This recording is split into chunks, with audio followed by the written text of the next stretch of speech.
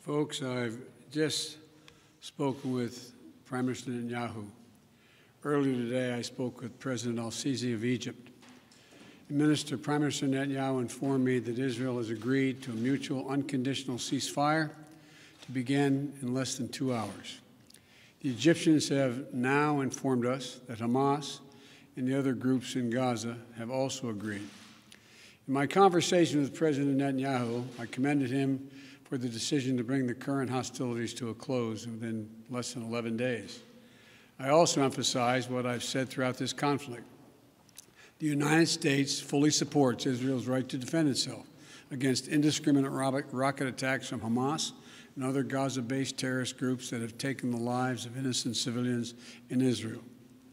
The Prime Minister also shared with me his appreciation for the Iron Dome system, which our nations developed together and which has saved lives of countless Israeli citizens, both Arab and Jew.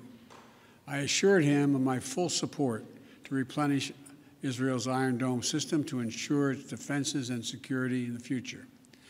Over the last 11 days, I've spoken with the Prime Minister 6 times. I've also spoken with President Abbas of the Palestinian Authority more than once, and part of our intense diplomatic engagement. And I want to also thank the Secretary of State, the Secretary of Defense, our National Security Advisor, and everyone on our team for their incredible efforts to bring this outcome that we're about to see. You know, we've held intensive high-level discussions, hour by hour, literally. Egypt, the Palestinian Authority, and other Middle Eastern countries, with the aim of avoiding the sort of prolonged conflict we've seen in previous years when the hostilities have broken out.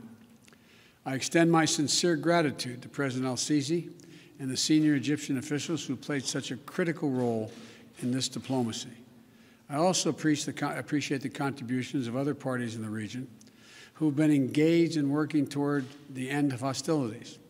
These hostilities have resulted in the tragic deaths of so many civilians, including children. And I send my sincere condolences to all the families, Israeli and Palestinian, who have lost loved ones, and my hope for a full recovery for the wounded.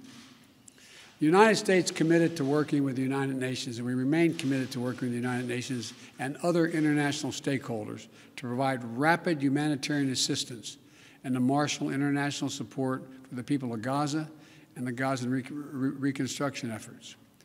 We will do this in full partnership with the Palestinian Authority, not Hamas, the Authority, in a manner that does not permit Hamas to simply restock its military arsenal. I believe the Palestinians and Israelis equally deserve to live safely and securely and to enjoy equal measures of freedom, prosperity, and democracy. My administration will continue our quiet and relentless diplomacy toward that end. I believe we have a genuine opportunity to make progress, and I'm committed to working for it.